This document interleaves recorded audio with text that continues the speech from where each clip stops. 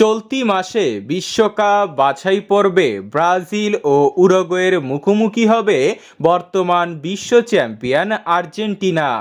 এই দুটি ম্যাচকে সামনে রেখে ৩৩ সদস্যের প্রাথমিক স্কোয়াড ঘোষণা করেছে কোচ লিওনেল স্কালোনি, যেখানে ফিরেছে দলের সবচেয়ে বড় তারকা লিওনেল মেসি।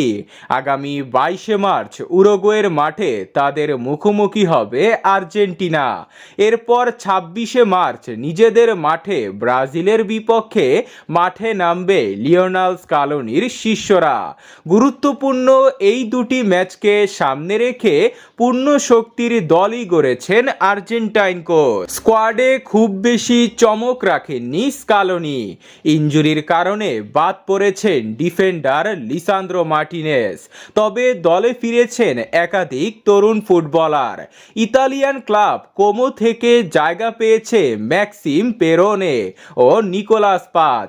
বায়ার লেভারকুসেনের ইজিকুইল প্লাসিওস, ম্যানচেস্টার সিটির ক্লাদিও এচেবেরি ও বোলোনিয়ার সান্তিয়াগো কাস্টোকেও রেখেছেন স্কালোনি।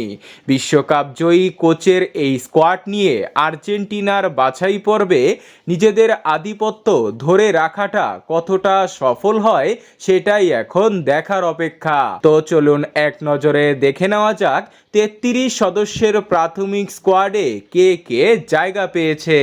গোলরক্ষক হিসাবে জায়গা পেয়েছে ৩ জন সেরা গোলকিপার। তারা হলো এমিলিয়ানো মার্টিনেজ, জেরোনিমো রুলি ও ওয়াল্টার বেনিটেজ। এরপর ডিফেন্ডার হিসাবে জায়গা পেয়েছে Nahuel Molina, Gonzalo Montiel, Cristian Romero, German Pezzella, Leonardo Balerdi, Juan Foyth, Nicolas Otamendi, Facundo Medina, Nicolas Tagliafico ও ফ্রান্সিসকো ওর্তেগা।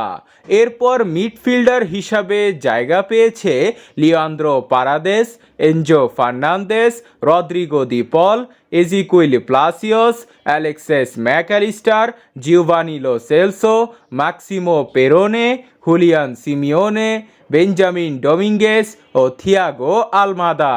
সর্বশেষ ফরওয়ার্ড পজিশনে জায়গা পেয়েছে Lionel Messi, Alejandro Garnacho, Nicolas Gonzalez, Nicolas Paz, Claudio Echeverri, Paulo Dybala, Julian Alvarez, Lautaro Martinez, Santiago Castro ও Angel Correa.